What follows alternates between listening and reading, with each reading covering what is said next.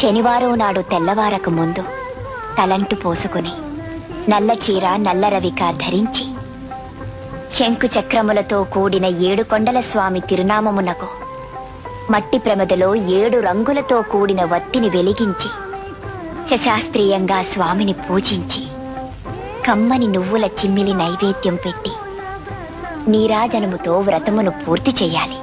తిరిగి సాయంత్రం వరకు ఉపవాసం ఉండి స్నానము చేసి పసుపు చీర పసుపు రవిక ధరించి వ్రత విధానము సాగించి స్వామికి ఇష్టమైన చక్కెర లడ్డూలను నివేదనము చేసి నీరాజనమునిడి ఒక అతిథిని ఆహ్వానించి భోజనాదులతో సత్కరించి అతిథి భుజించి విడిచిన ఒక మెతుకును అమృతమస్తువని ఆరగించాలి.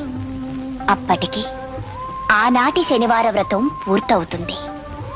ఈ విధంగా 7 శనివారములు వ్రతమును చేసినచో ఉద్దేశించిన సత్ఫలమును పొందగలరు.